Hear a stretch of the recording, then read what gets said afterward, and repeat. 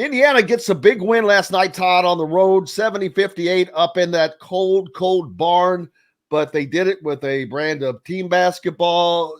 You sent me the text early on that, and it did not change. I've never seen this. I'll be honest with you. Indiana shoots, or they hit 30 field goals? They had a grand total of 28 assists. I've never heard of that. I'm not saying it hasn't happened. I haven't gotten the book out yet to see what Indiana's assist record is, but that's mind-boggling. Yeah, I mean, I doubt that's going to be anywhere near. It's kind of a weird stat because yes, it's kind of good, kind of great, but on the flip side, it all depends on how many field goals that is. Like I looked at it at halftime, and it was my only point was they assisted on every single field goal. The amount of field goals wasn't enough, so they only had 14 field goals, but it was 14 assists on 14 field goals.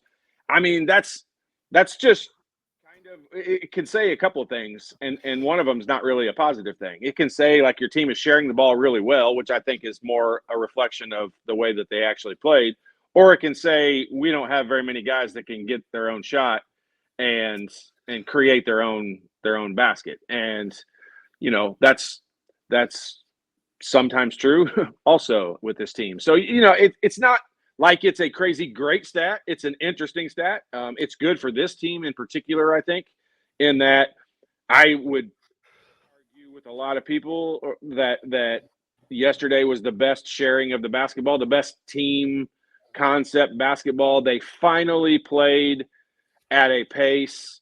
Had they played at a pace like that in pre-conference games, we would not have had the net ranking that we have right now because we would have blown some teams out. We would have turned the ball over more. Yes, our turnover ratio wouldn't be great, but we would have scored a lot more points. And I hope that we learn from that lesson this year going into next year. In those early games, we try to score 140 points every game. Yeah, there's no question. The team seems to be gelling, I guess you'd say, with one game left to play. A little too late. But there's other few things. Mackenzie Mgbako, his game has also developed too little too late, but it is if he's back next year, that is an incredibly good sign that you're happy to see right now.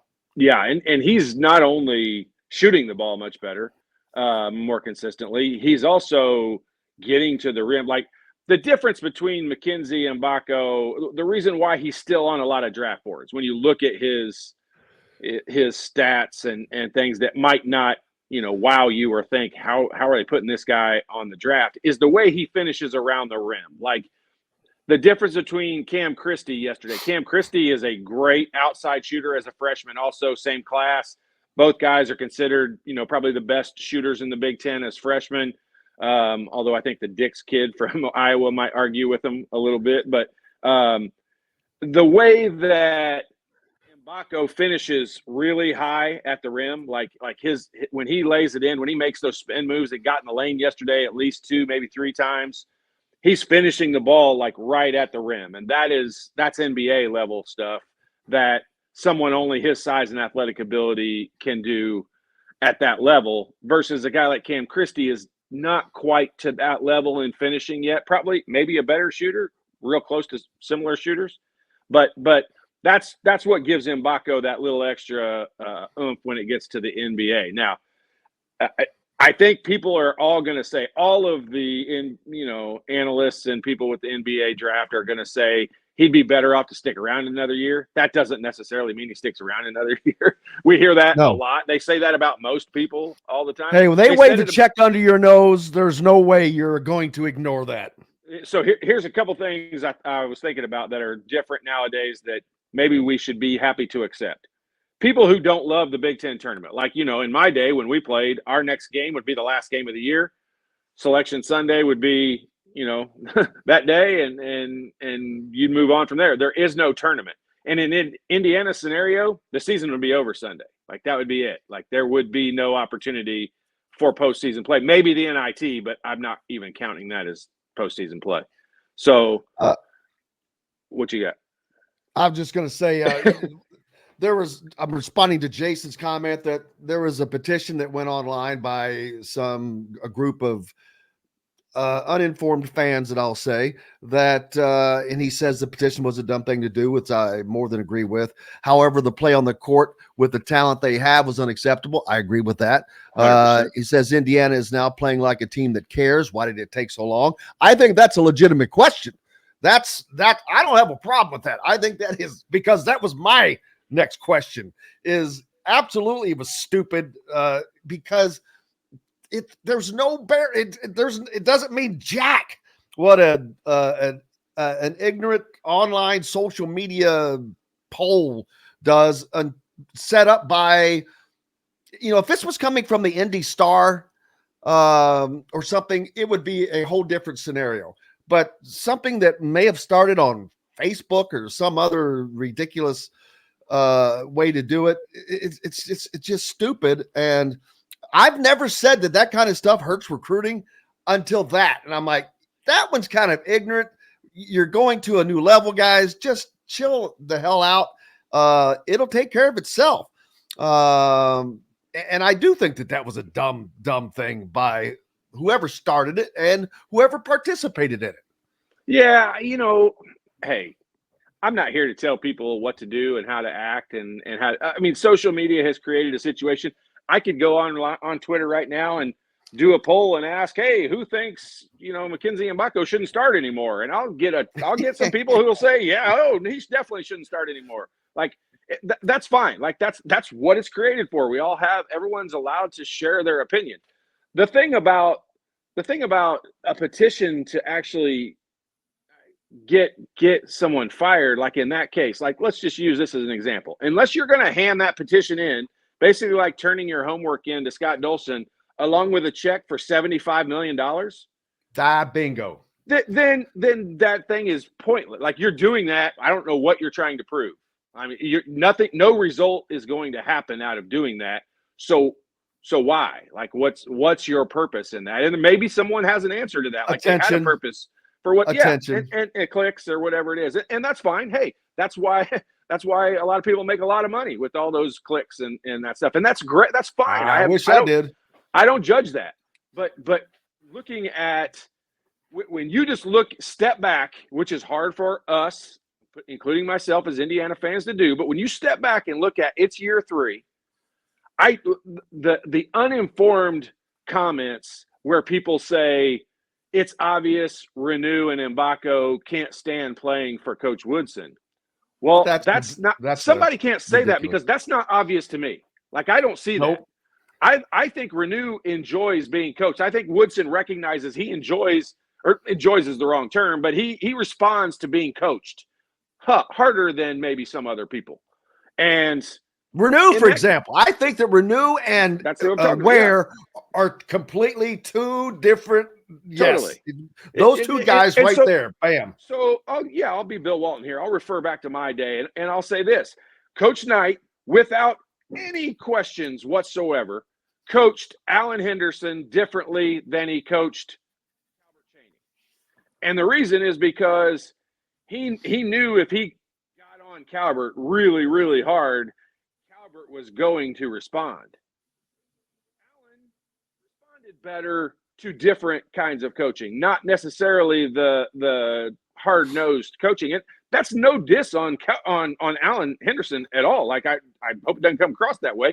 They're just different people. They respond differently to different love languages or whatever it is. So, it just because he treats Renew different than he treats Ware doesn't mean he thinks one's better than another. That's what he's trying to get the most out of these guys. And that is where, you look at this and I see those comments and I shouldn't let it work me up because it's one person making a comment that, 100 people liked, but you look at it and you're like, that's just someone trying to get some credit for something. And I don't even know what it is because they're all trying, they all want to win. Like the comment you had up there a minute ago about, why is it just looking like they care now? No, they've cared all along. If you heard the post-game press conference with Khalil Ware, he even referred to our team as just now starting to gel. And yes, however unfortunate that is, it does seem true. I mean, they do seem like they're playing better together and enjoying playing better together. And it is unfortunate it's early March that it took for that to happen. But I mean, let's not just act like this season is a total waste already. Like, hey, I say it with you every time now. Somebody makes a run every year. Why not? So we were the best, 16-13 after the last game. We are still the most talented 17-13 team in the country right now. Like, we have the talent to win. It's just now they're starting to put it together and figure it out. Absolutely. And the players. I mean, Mackenzie Mgbako, there was so much pressure on him at the start of this season to be this phenom. And it just doesn't work that way. I mean, maybe some guys are able to come in and adjust differently, but with his position, with the guys around him, you know, he can't control who's at the point. He can't control Indiana's guard situation that has been really in flux. He can't control Kel'el Ware kind of getting into the groove with Malik Renew. There was just a lot of moving parts. I'm not excusing Indiana for not being better sooner. They should have been. There's a whole other litany of reasons for that. But Mackenzie Mgbako has come along, and man, you cannot, there's no way that anyone can say he has not been really consistent here of late and just grown.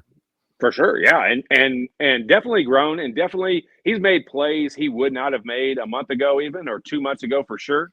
And so, you know, he's progressed through the situation. I think what everybody wanted, like remember, you probably won't remember this because you weren't living it like I lived it at this point. But our freshman year, even though Calbert Chaney came in and was an immediate star, they could rely on him from day one, and he almost always produced. My freshman year, we were 18-10. Like, we were not we barely made the tournament. I think we were an 8 or a 9 seed in the NCAA tournament. Now, every other year after that, I think worse, we were a 3 or 4 seed. But I mean, early on in Calbert Chaney's career, it isn't like he came in and just immediately took this team to be in a 1 seed. And so from that perspective, look, Mgbako has progressed, I think, right along the lines of what we would have. Maybe a little quicker would have been great, but I think he's progressed right there where you would want him to. A thing I found interesting, Jim, was I watched, prior to the game last night, I watched Northwestern and Michigan State play. And I bet if Coach Woodson, and I'm not here to make excuses for Coach Woodson or stand up for him. He doesn't need me to stand up for him or anything else. And I'm not even doing that. I'm laughing at how they just kind of overlook certain things. But right now, if you talk about Northwestern, if you're going to talk about Northwestern today, what are you going to talk about? You're going to talk about all their injuries. Like, they lost Ty Berry, then Langborg was out for several games, and then yesterday they lost their big guy, which he couldn't play yesterday at all, and they basically allowed them to lose that game because of injuries. And if you're Mike Woodson, you got to sit back and be like, hang on a minute. Why are they making all these excuses for this team who just lost this? I lost my starting point guard for the majority of the season, and that's probably the most important position on the court, and everybody wants to throw him out the window. And it's just that's where we're at in today's world. It's social media. We love it, and we have to live with the bad parts of it. And unfortunately, with the petition to have him removed and all of that stuff, like, that's just the bad parts you got to live with.